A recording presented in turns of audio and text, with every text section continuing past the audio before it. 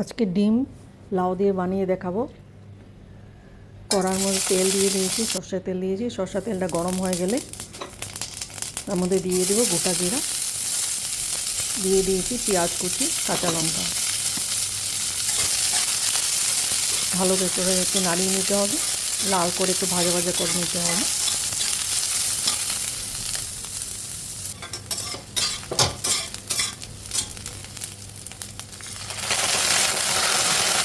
পেঁয়াজটা একটু ভাজা ভাজা হয়ে গেলে তার মধ্যে একটু সামান্য জল দিয়ে দিচ্ছি, মশলাগুলো যাতে পুড়ে না যায়।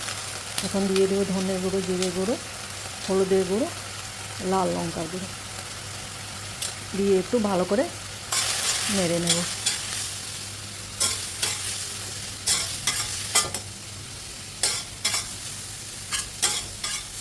এভাবে একটু নেড়ে দিয়ে দেবো টমেটো কুচি দিয়েও আবার একটু ভালো করে নাড়তে হবে।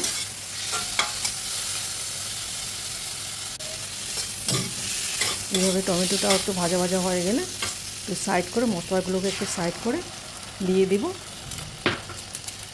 দুটো ডিমগুলো সিদ্ধ হওয়ার জন্য একটু ঢাকা দিয়ে দেব। ডিমটা সিদ্ধ হয়ে গেছে, এখন একটু এইভাবে ছোটো ছোটো করে পিস করে একটু ডিমটাকে কেটে নিতে হবে।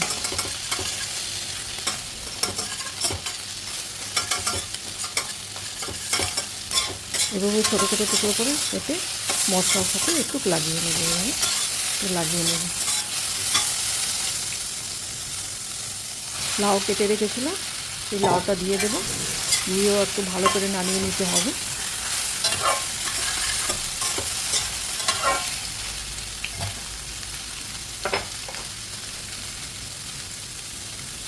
দিয়ে দেবো স্বাদ অনুযায়ী নুন দিয়ে একটু ভালো করে নেড়ে নিতে হবে।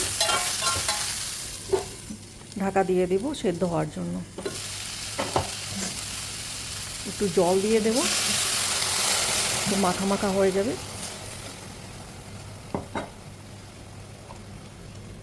ঢেকে রেখেছি সেদ্ধ হওয়ার জন্য। এখন দেখো কি সুন্দর মাখা মাখা হয়ে গেছে।